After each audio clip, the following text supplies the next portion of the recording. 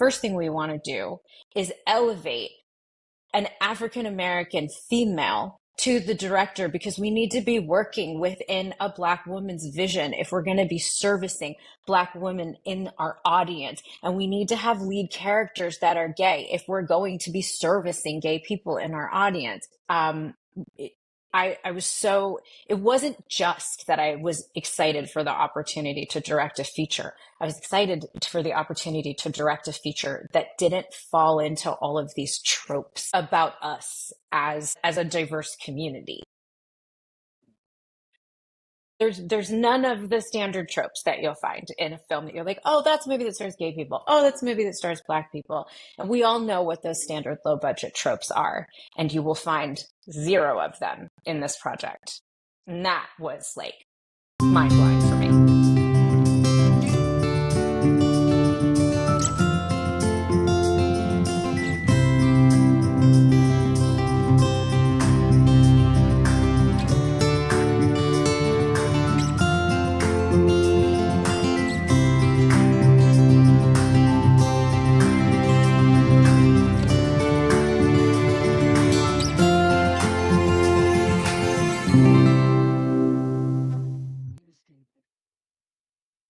All right, everyone, welcome back to the Left of Str8 Interviews, where our ally voices from entertainment, books, music, and concerts today.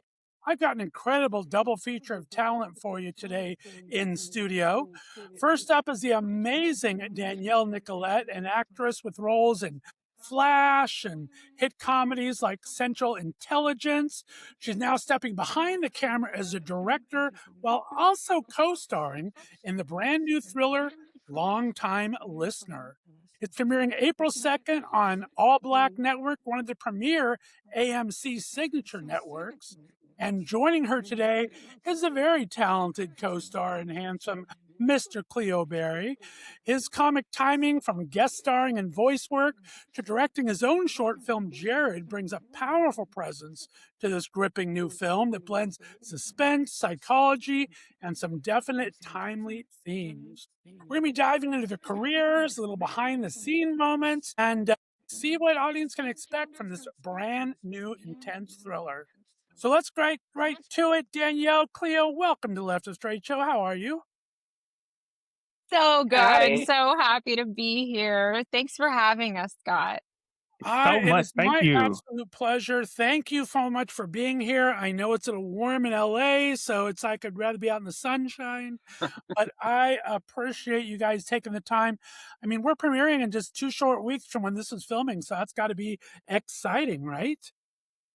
Yeah, it's the shooting of this film was a wild ride. Everything about the experience has been new and interesting and keep us on our toes. And this is no different. Like the turnaround from us finishing the film in post and it actually coming out and being available to watch, which I shall reiterate is available on ALLBLK on April 2nd.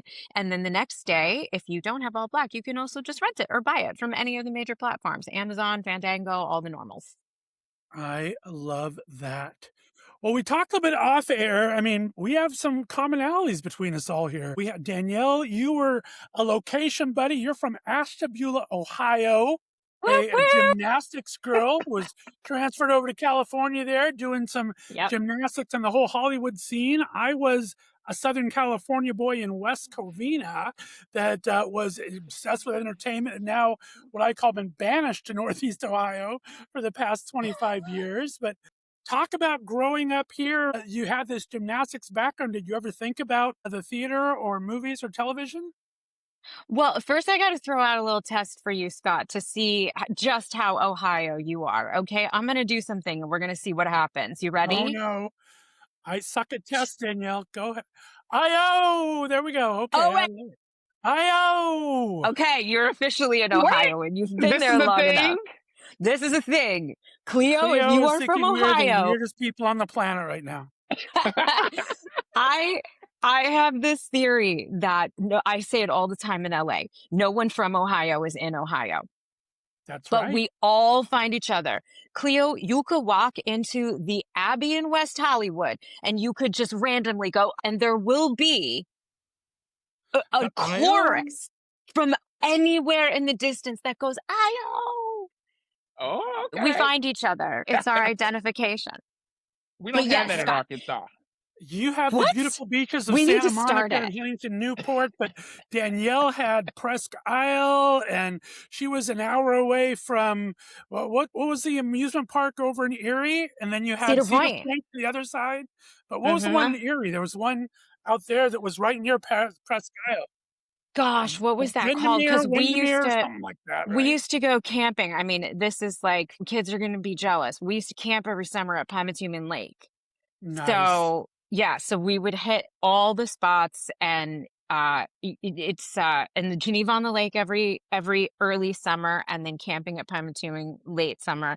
I'm now thinking that it must have been a pattern that my parents were trying to get rid of me, but There you go. probably. There Yeah, you they were go. like, "It's summer. Can you please get out and go any place for extended periods of time?" Anywhere. Love that. They're like, "Bye." But yeah, to answer your question, Scott, yeah, genuinely, my earliest memories as a little kid were that I wanted to be an actor and I wanted to get to LA. And to be honest, I the fact that I was good at gymnastics was not because I liked gymnastics. I, to this day, swear the only reason I was good at it is because I learned at a young age how much it hurts to fall. So you just like stick that landing. But the only reason I was committed to gymnastics as a kid was because I thought it was going to be my way towards becoming an actor. Ooh. I when I was little, I remember watching the Olympics, and like whoever won the gold medal ended up on the Wheaties box, and whoever was on the Wheaties box did a commercial. And Right. that was my motivator. I was like, if I can go to the Olympics and win a gold medal, I'll get to do the Wheaties commercial, and then I'll get discovered and I'll get to be an actress. So I love that. yeah, it's my Wow. earliest memories are just like, how do I get to do this thing? I'm watching the TV, but I want to be inside of it. And it brought you to California. It has a little bit more of an entertainment industry than Ohio does. So yeah, you have that going for you. Cleo, let's bring you in here. I mean, you and I can bond over podcasting. Your show, The Moment, is an amazing premise. And you have my very good friend, Tom Goss, on your show with you. So I'm excited we are Tom Goss buddies. So we know each other through that. And I spent all my time stalking you and listening to your demo reel for songs. You were a theater buddies. So give me your start, Mr. Cleo, because I am in love with you, my friend. I come from theater. It is my heart. You ran to gymnastics. I ran to theater like really early on when I was like 9 and 10. I had headshots by 10. I was doing professional theater and repertory theater by 12. And that was my trajectory. I went to AMC New York City, and that was what I wanted. And then one week I was up for like 3 leads of Broadway shows. Did not book any of them. But I booked the lead of a movie, and it was an indie film, and we shot in Martha's Vineyard, and it was my first anything on camera. And I was like, "What is this? What is this?" And I've just been chasing it since then. Yeah, That's that's my start. amazing. Yeah. So cool. I mean, I love it. You guys both have these fantastic paths. Danielle, you've basically been living a gay man's best life. I mean, The Rock, Jesse L. Martin, Grant Gustin, Carlos Valdez, now Lyric and Cleo. I mean, thank you, Danielle. I'm a little bit jealous here. Talk about this path. I mean, where did you start? How did this trajectory go to all these amazing co-stars? Look, my internal life is I am a gay 13-year-old boy. Okay. It is who I am. It's who I shall always be. And yeah, I don't know. Here's the only thing that I know. I am the luckiest girl in the world, and I just continue to pray that nobody figures it out, because I have had the most talented, adorable, gorgeous, incredible co-stars.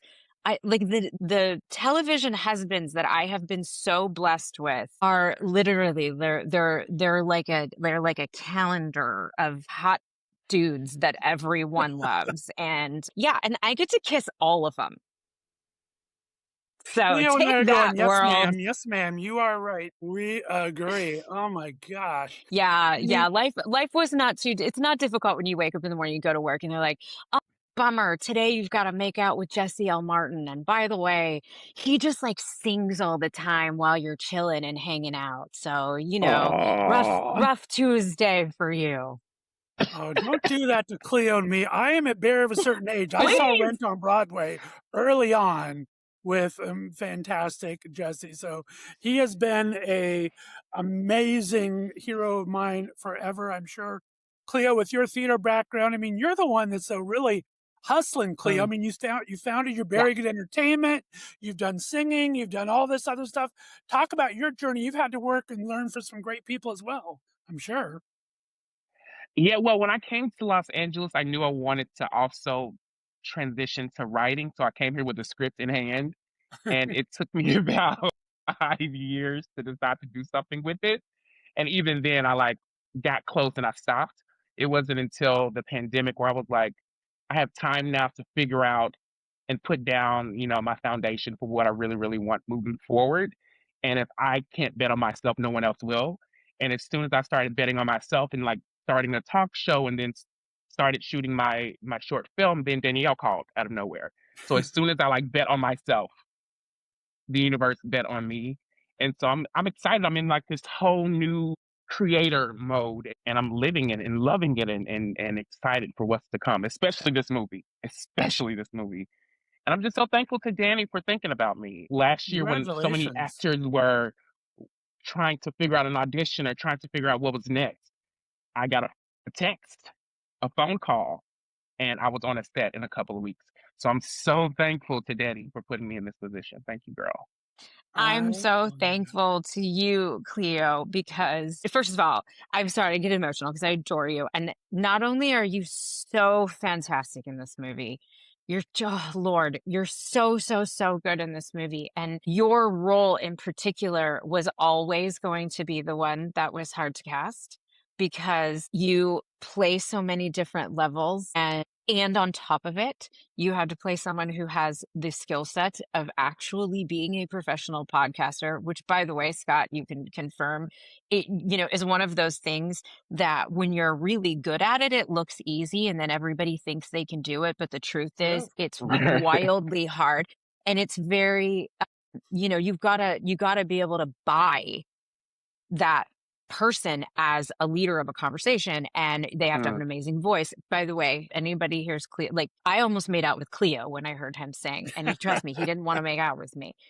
If you hear Cleo sing, you will just like the whole world stops turning and you just sit down to cry. He has the most angelic voice, which also like factors into his voice as a podcasting character in the film. And also, for this role, like, look, as a Black actress, I have spent my life battling being cast as, the BBF, the Black best friend. And I feel like we have the exact same stereotype with gay characters, and you're just the gay best friend. And this Mhm. was a role that I was like, guess what?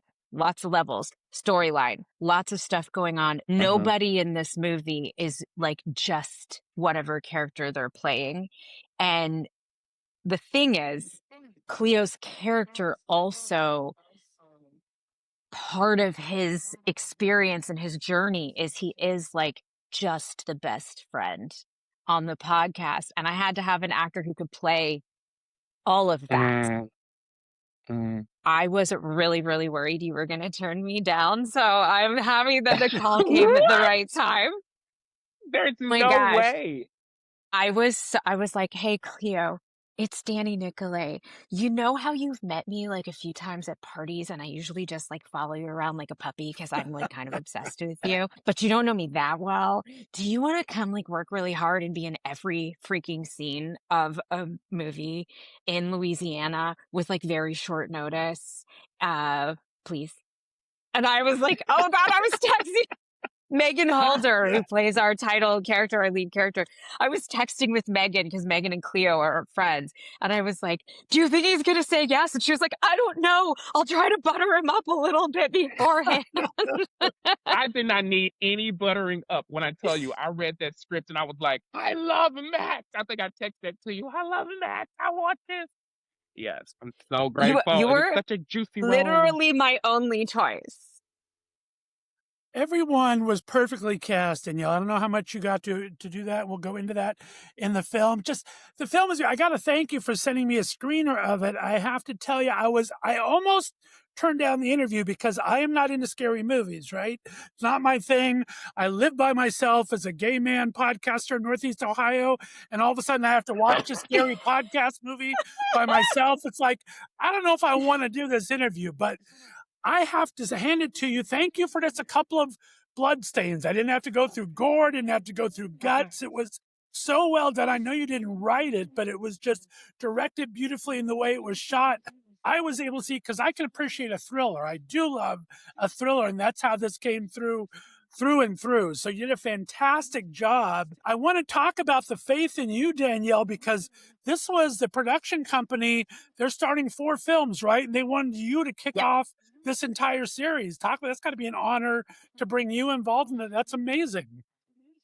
It really was. It's something that came about at if performing this film came about at the exact right time for Cleo, the opportunity to direct it came about at the exact right time for me. I had been like preparing for this moment for a couple of years. And you know, the old saying about preparation meeting opportunity. And Right. I had been doing directors programs, I had been shadowing, I had been directing short films. I was really working hard in the hopes that I would be able to direct a feature one day. And then that one day, Roxanne Warren from Green Apple Pictures, who had seen my last short film, 13, and I had been talking to her actually about another project as an actor.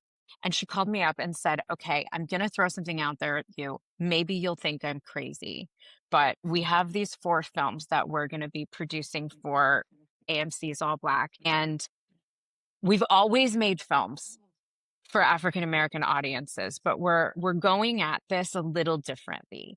We understand. Roxanne had literally studied the statistics and all of the data of like who AMC's audience is, who ALLBLK's audience is, and who Green Apple, the production company's audience is, and realized that Black women in particular and LGBTQ plus IA community in particular over indexed on watching the films that they put out. And yet the films were not necessarily being made by Black women, and they were not necessarily starring gay people, Black people. Like, what's going on here? So she was like, you know what?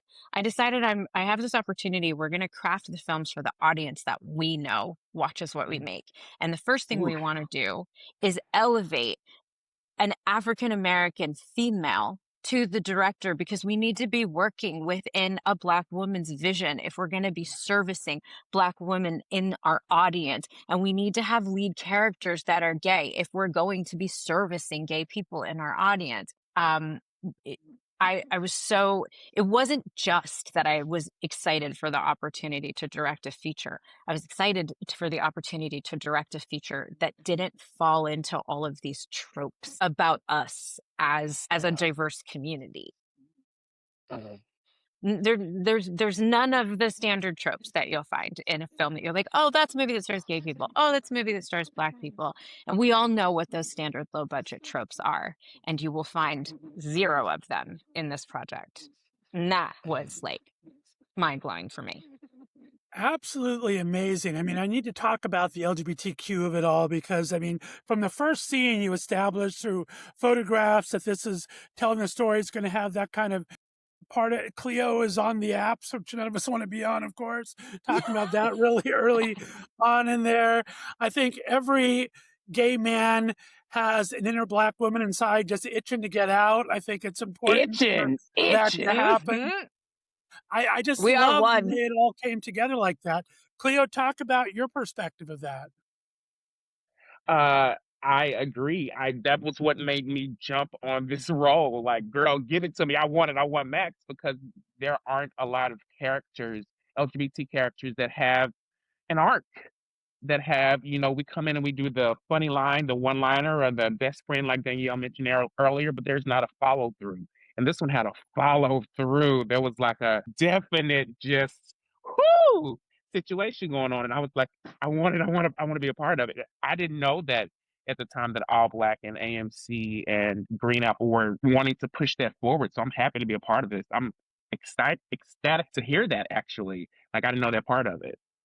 Oh yeah, That's our so writer is cool. gay. Our writer is Black and gay. Like we are a diverse community of creatives coming together to make this Wow. film, and that they're bringing together for the other films as well. Yeah, they have that in their So bylines. cool. I believe the production company in Green Apple says that they are for Black and women and minorities, and that's their wheelhouse. They want to make films for that and tell the stories that matter. So I think that is fantastic, So the way it should cool. be. I mean, Danielle, you've been such an ally. I remember you doing little film snippets for Spirit Day to help the kids out and everything. I mean, Hells talk yeah. about going to directing this community, because you've worked so well and been such a supporter for so long. Talk about, what did you have to do to make sure you honored it? You were such already a great ally to the community. Did you learn anything new, or was it something you were able to take into practice with you as you led this team? I think ultimately, gosh, you know, being an ally to the community is from my youngest memory.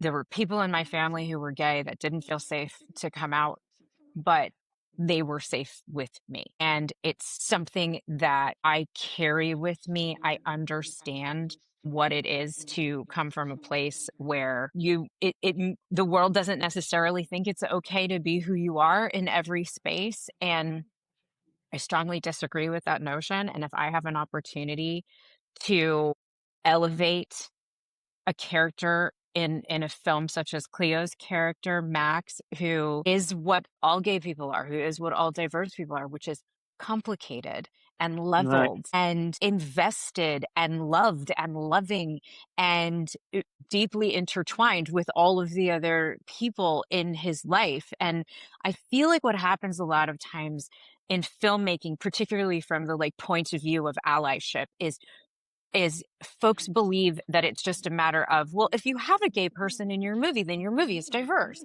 If you have a Black person in your movie, then your movie is diverse. And it's like, no, if you have a if you have a gay person or Black person or Latino or fill in your blank in your movie that has a fully formed life, that is a fully formed character who services the storyline of the film, Mhm. then your film is diverse. Amen. Well And I said. feel like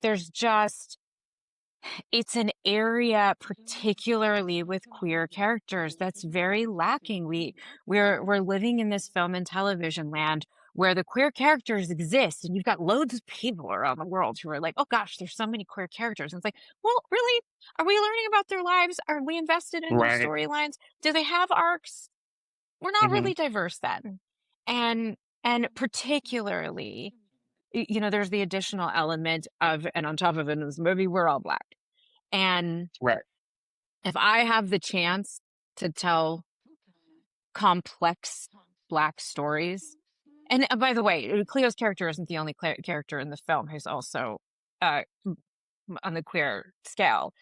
I don't want to give anything away. If we have the opportunity to tell complex and interesting stories, then for me, I was like, I have to do everything in my power to rise to the occasion and tell that story to the best of my ability. And I could not have had a Hmm. better vessel to tell that story through than Cleo, who not only in the character plays, not only in the film plays a character who is unapologetically himself.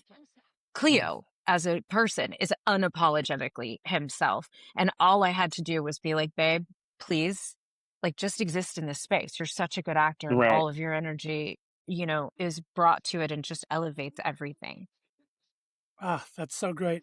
Cleo, talk to me about that. Talk to me what Danielle brings to the set while you're there. I mean, I've been very lucky to have Nicole Maines on from Supergirl, so I kind of know your superhero, but I watched love every episode of Nicole. Flash like 3 times. So I know the kind of sets that you've been on, and you see what it's like to create that kind of camaraderie in a lot of long hours. What did Danielle bring to the set here, Cleo, to kind of make this an inclusive set and to make all the actors comfortable in this?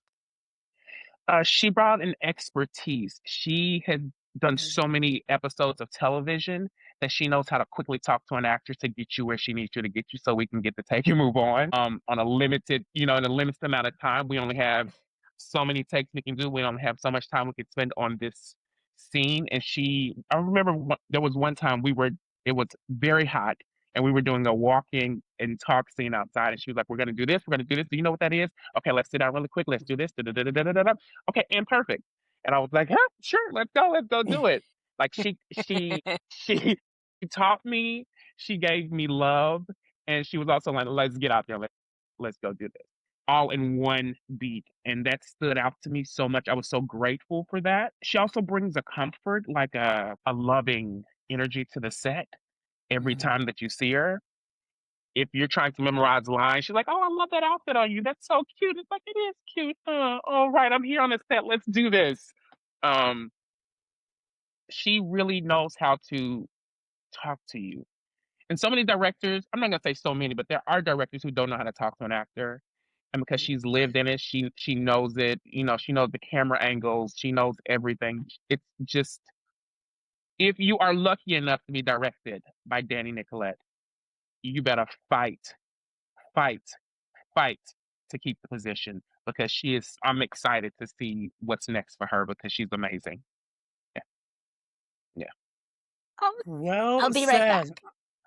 I am 100% on board with that. I just knew that was what we're going to get. I mean, Danielle, I have to tell you, I read somewhere, I don't remember where, maybe our IMDb, I'm not sure, but you and I also have in common that we love Billy Wilder and his directing his films. I mean, he's known for Yes. such sharp dialogue, such strong character work, such letting the tension build.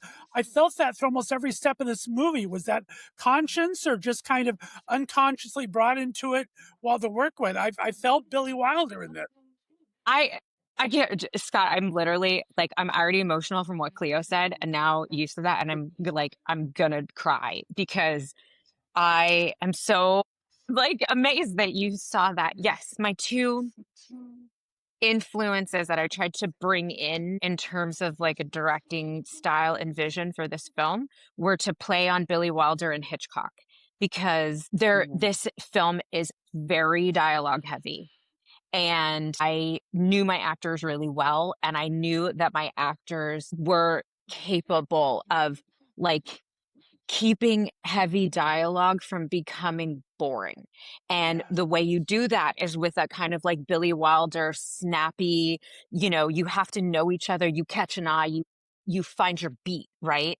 And Billy Wilder was a master of pacing and a master of often using Jack Lemmon as often as he did, who is my all-time favorite actor, that ability to deliver, as we say in set land, like laying pipe, like you have to deliver information about the movie that forwards the story that the audience needs, but it's not exactly interesting. And Billy Wilder working with Jack Lemmon had this crazy way of like just laying down the most pedantic information in a way that was captivating. So I tried to really stay focused on that. And at the same time, you can probably, if you rewatch the movie, see like the sort of overt Hitchcockian influences of like, there's a turn and a scream on the shot that's like just before the credits. That 1,000,000%. I was like, that's the Hitchcock shot. So I tried to keep those thriller aspects in that. And I did a lot of play. I worked really hard with the cinematographer, David Astanabe, to really do a lot of work with shadow play visually. Again, stealing from Hitchcock. A lot of shadow play, and then combining that with the Billy Wilder of it all, of a lot of movement all the time because it keeps the pace up. So you'll notice that the camera is almost always moving. And if the You did camera's it not moving, perfectly. the I mean, I actors are. felt it the entire way through before even reading, doing the research, I just knew that was kind of somehow Means the world. inherent in you, because especially when you're doing thrillers and building tension like that, it's really a difficult thing to do if you don't have that dialogue Yeah. and that kind of camaraderie between your actors. Cleo, Yeah. go ahead and share. I mean, we can't give spoilers away, obviously, but talk about the tone of the film and what was maybe challenging for you, because you had some emotionally and technically diverse scenes here throughout the entire arc of the movie. Talk about what that was like for you. Well, first off, I am a horror thriller buff. I'm obsessed with. When I first got here, I told my team, I was like, I want horror film. They were like, what? I was like, I want a horror film. I love it. I love it. So coming into this, I felt like at home. I would say the biggest thing that I have to try to figure out is keeping it subtle but fast paced, like you guys just talked about, because I'm used to comedy, I'm used to broad, I'm used to big, I'm used to kind of like setting up the joke, landing the joke, and getting the laugh. So having to like pull back a lot of the time was my biggest thing. I feel like for me inside, like I was always, when I was by myself, like, okay, how do I do this? How do I do this? How do I do this? But also I love that this is it kind of gave me like I don't know if I can say a Screamish vibe, an all black Screamish and all black I Know What You Did Last Summer sort of vibe. And I was obsessed with those films coming up in high school and college, and it just feels right. I've seen movies try to do this, but not as successful as this one is. And I love it. I love it. I love it. I love it. Yeah. Like I said, I'm not good with horror, but this is just thriller all the way. I loved it, and fantastic. Danielle, I want you to talk to me for a second. I mean, like I said, you're directing, first time directing, and you're co-starring in it. I mean, I know Tom Cavanaugh did a lot of both, and even maybe Panabaker did some. Did you learn from other people 6 or on 7 set episodes. how to kind of balance those roles? And what was it like for you to balance those roles between director and actor?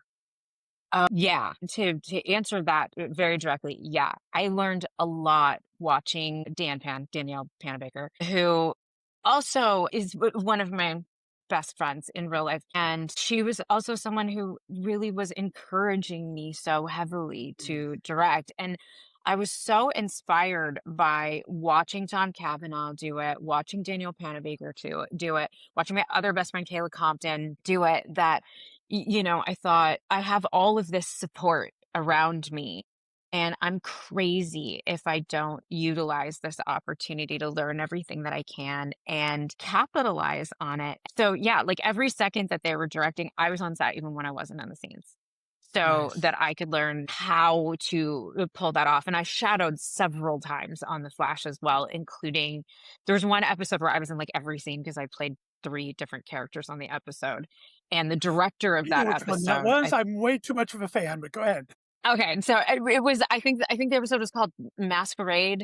It was when I was like psycho pirate, but also in the mental institution, but also myself. So the director of that episode, Rachel Talalay, is one of my directing mentors. And so I also had the opportunity to shadow every second of that episode while we were shooting it, and learned so much from her. And here's the key about Talalay and what I was able to bring into this film is Talalay came up directing low budget horror movies, right? Like she also directed, I'm sorry, but I love this movie more than anything in the world, Tank Girl. And so she learned on the come up how to make really interesting shots and make really interesting choices that cost no money and require no special effects.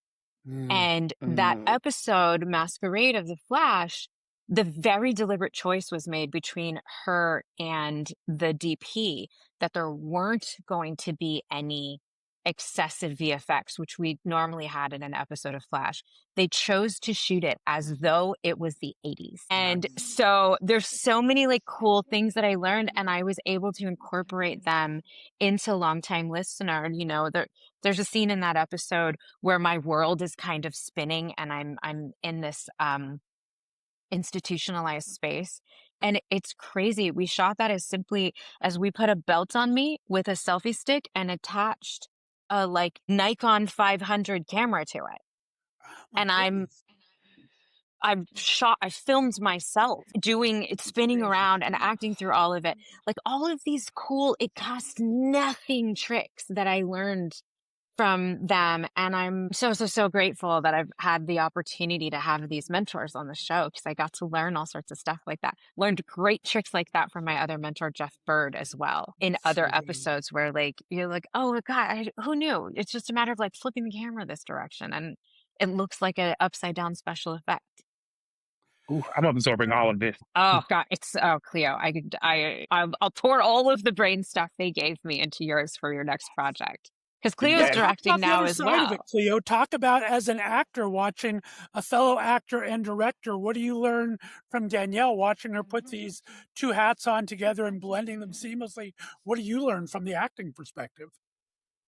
Well, I would say I watched her the entire time. Every time that I literally watched you. And I think I told you at a dinner, like, the next time you direct, like, I want to shadow you, because I was like so impressed. I have learned a lot from being on set with people. Like when I did House, like watching Hugh Laurie, how he knew every inch of the set. And like we would take a lunch and he would come back and he was like, the bed wasn't like this, it was like this. And he would pull it back 2 inches. And like he just knew very specific things about his character, what happened here. And he would tell me, like, if you feel like you need to go further, go further. Like, this is your time, let's do it. This is your episode to guest on.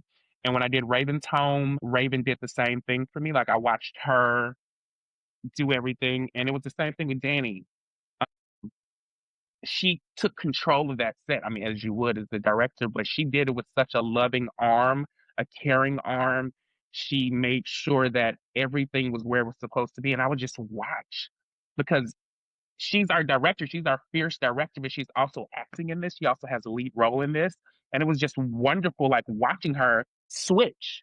Like, okay, directing us, and then okay, let me put on my clothes and let me. Sometimes she actually had her clothes on for her character while she was directing, and like and the camera would, we would cut, and then she would go do her scenes, and absolutely knock them out of the, just completely kill the scene, and then go back behind to direct one of us, and it was just like, what is happening?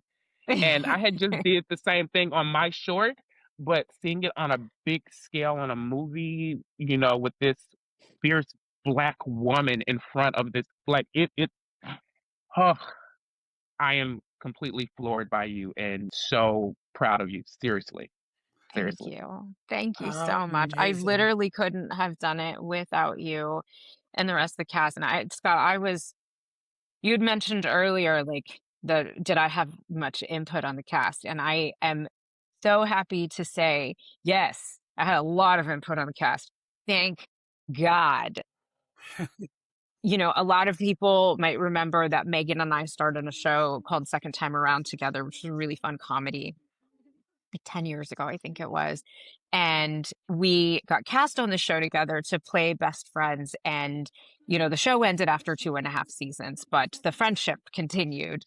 And Lyric Bent, who plays our other male lead after Cleo, he and I met on the film Acrimony with Taraji P. Henson that Tyler Perry directed.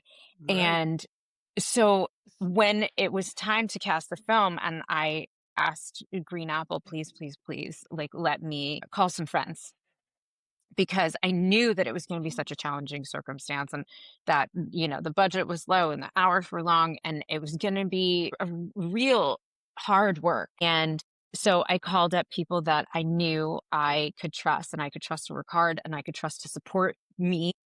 And boy, did these 3 friends show out.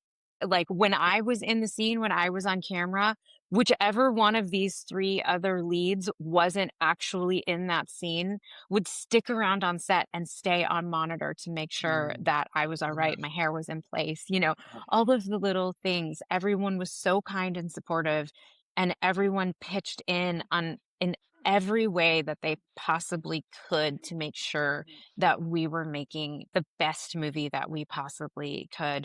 There were 0 egos involved. 0. And I am so grateful. And I I don't know that I would have gotten that if I hadn't known these folks ahead of time and hadn't Yeah. known that like the chemistry was there, the work ethic was there, the love was there, and that we were all there for the right reasons. And also, I've said to Cleo many times, literally for the rest of our lives, like drinks are always on me with this group of people. That's the least I can do. That is so fantastic. Well, we got to start wrapping it up. Let's talk about, I mean, you talked about, Cleo, how you love the horror genre, but both of you, you and Danielle, have been primarily comedy, some drama thrown in there and everything. Talk about actually working in that genre as an actor, being a fan of it. And then Danielle, after talking about using that genre as your first directing opportunity, going into that. But Cleo, let's start with you. What about acting in that genre? I love it. I love trying to figure out how to make a gory scene or like a scary scene perfect for the audience when they first watch it. I love getting into the head of the character and trying to figure out how to hide things or how to push things forward or how to just craft the best character possible. I'm an actor, so I love acting in anything. But horror just really, really has my heart and I'm obsessed with it. I love it. Yeah. And Danielle, would this be a genre you chose any other time if you were able to pick your own project, or talk about what it was like to start in this genre? Oh, I very much chose this. When Green Apple was so generous as to offer me the opportunity to direct one of these 4 films, I chose the thriller. Like this is my jam. Second only to Cleo, probably. I am that big of a horror fan. Have always loved horror, have always loved thrillers. It's my favorite genre.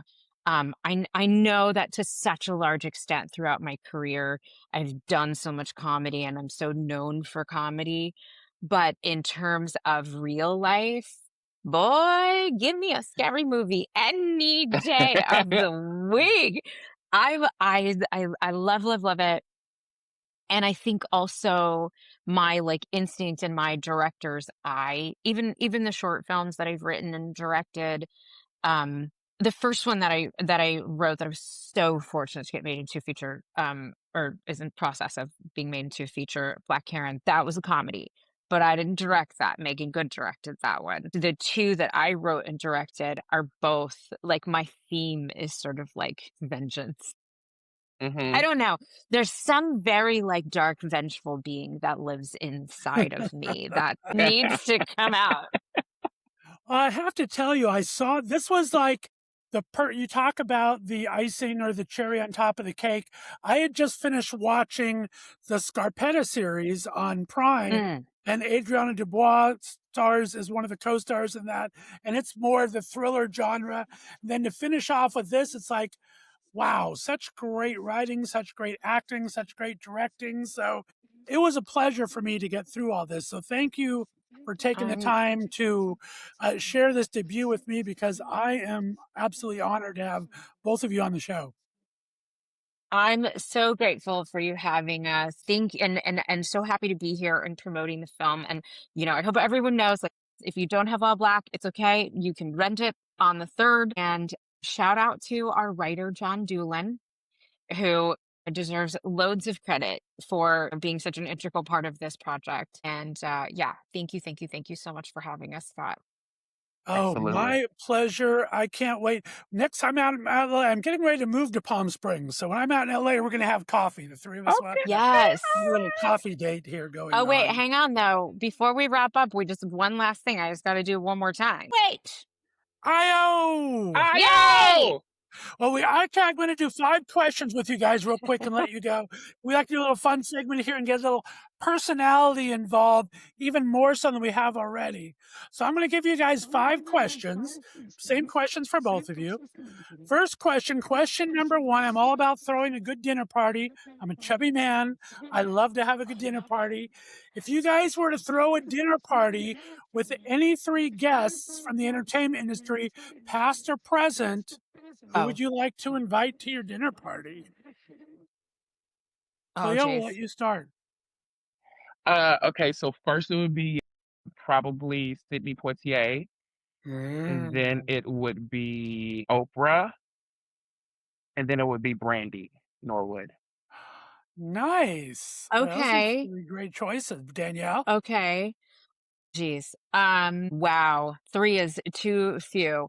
Eartha Kitt, because I'm obsessed with her and would do anything to play her, be her, or have been near her. Debbie Allen, because of exactly what I also just said. And oh gosh, who would be my third? Who would be my third? Who would be my third?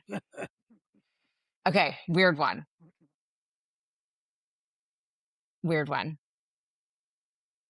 There Drum is roll. an actor from old films. His name's Peter Cotton. He was also in a couple of Billy Wilder and Hitchcock Uh-huh. films. I know that And name. okay, so I was a weird kid who had watched old movies and had mad crushes on people who obviously were already dead. But I love him. I love his history, and I would love to ask him in person if he really was black and he was passing. Amazing. Oh, I love both those answers. So Ooh. cool.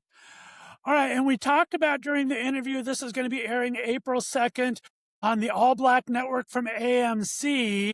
If each of you can go back and either take a role, black or white, or change a cast from white to black, what would you like to see? Would you like to go back and explore on television yourself as an actor? Oh, wow. Like, in terms of if I could go back in time and do something differently in my Yeah, actual if you could go career, back and play any character, whether it was another oh, black actor or a white actor you'd like to play as black in an old television series, what would it be? okay, my answer is a painfully sad but real answer.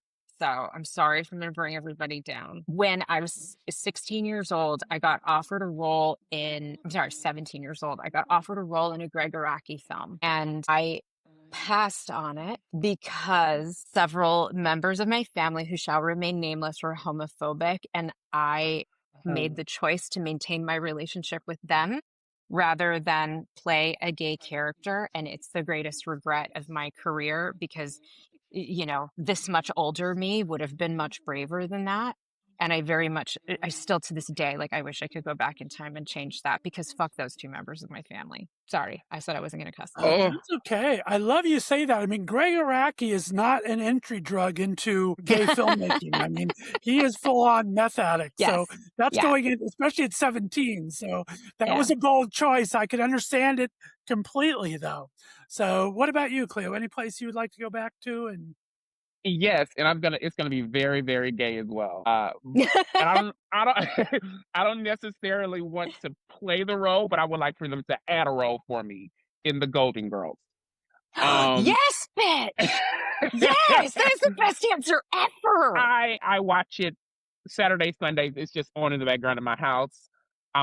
I've been obsessed with it. I'm going to drag shows where they are acting as the Golden Girls. Obsessed with all of them. Like if I could just have a scene opposite Dorothy, I I feel like my world would have been complete. And so it would definitely be the Golden Girls. And I would be an added character named, I don't know, Andy or I don't know, something. I love that. Yeah. Well, Cleo, I have to introduce you to my buddy Stan Zimmerman. I have a real good friend that I met on the podcast for the last 10 years. Stan has written for every great women-led series. He wrote for Golden Girls. He wrote for Gilmore Girls. He wrote for Roseanne. And him and his partner wrote a male Golden Girls, not like the television show on Hulu, but it's a play, and you would be fantastic in that play. So I'm going to connect the two of Come you on, to link do us something like up. that. That would Yes. be amazing. So great. All right. Question number 3. I think we're in 3. What is maybe the most random or weird job you've had before acting or while acting? Jesus Christ. I worked at a cupcake shop in the basement making banana pudding for 8 hours a day. I only came up for lunch break out of the basement, and my best friend, who was a lead of a television show at the time here, uh, came to New York City and saw me in my desperate time of need and said, "What the hell are you doing in the basement at a cupcake shop? Let's go. Come with me back to LA." And so, like, I literally left that day. I left on a lunch break and never came back and moved to Los Angeles with her. And yeah.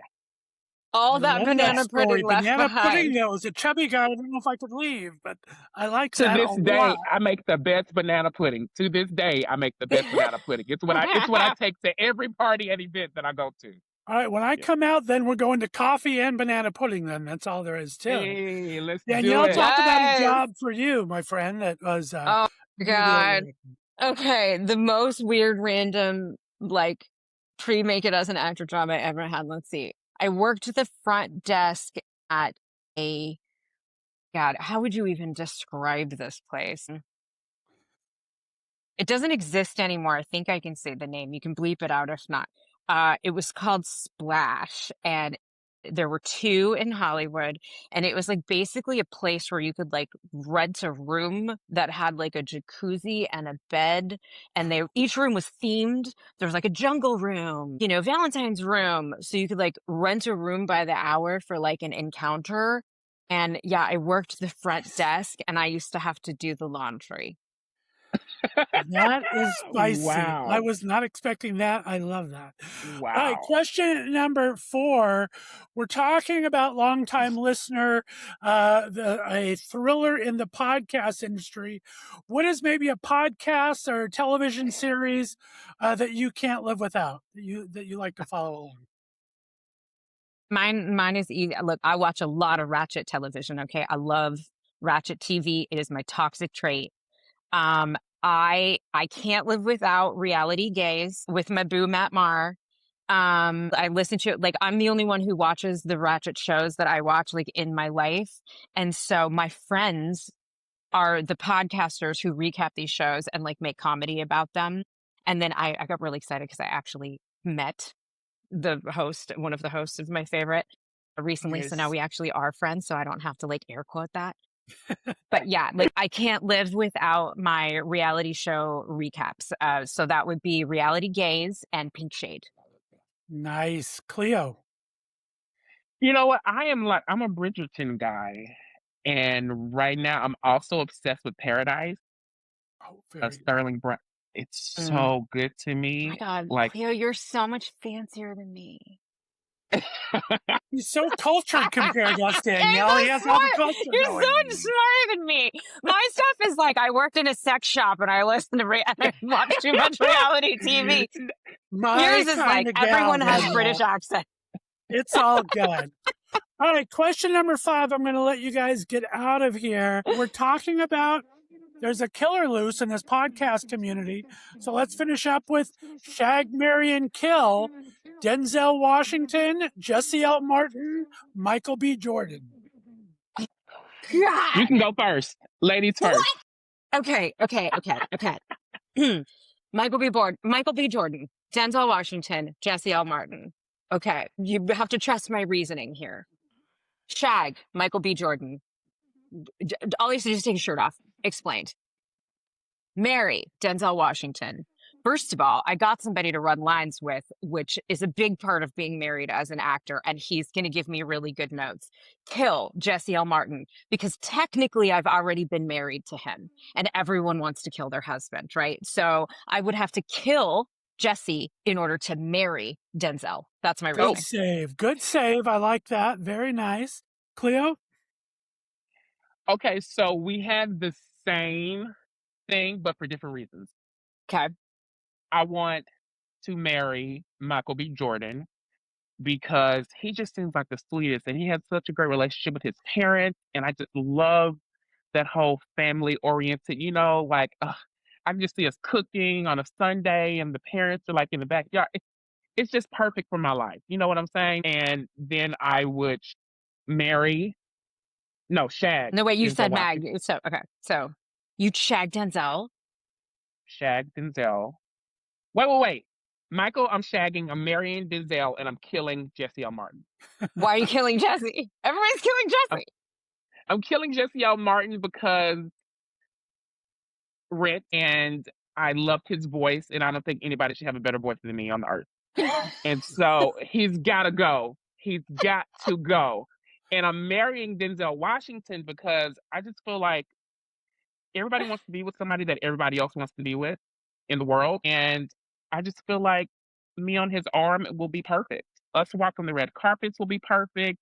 Like you said, you have a scene partner at home, but also he has so much history about the industry that he can like pour into me so that I can win an Oscar. Yeah, let's nepo this up.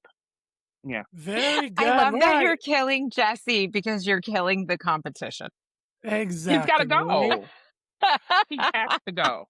All right. Well, we made it through 5 questions. Oh my goodness. I mean, Danielle Nicolet and Cleo Berry, it's been my absolute pleasure to have both of you on. The Film Again, longtime listener, April 2nd on the All Black Network, part of AMC. Danielle, does the film have its own social? And if not, where can we follow along for you? The film does not have its own social, but I do. Everyone can follow me at Dani Nicolet, DANINICOLET, because the only person who calls me Danielle is my mama. And Cleo, you also have your socials. Yes, I'm at Totally Cleo on Instagram. Totally TOTALLY Cleo CLEO. Yes, you totally are, my friend. Guys, stay on the line for me. We will have another interview for you next week. Look for this movie. You're going to love it as much as I did. Thanks again for listening to the Left of Str8 Show. Do all the fun, subscribe, and tell your friends about it. We will talk to you all later. Stay on the line, guys. Have a great day, everyone. Thanks for listening to the Left of Str8 Show. Be sure to subscribe on your favorite podcast distributor, and please give us a 5-star rating so more listeners can find us. You can follow us on social media, and be sure to check out our website for contests and other news and information. See you next week.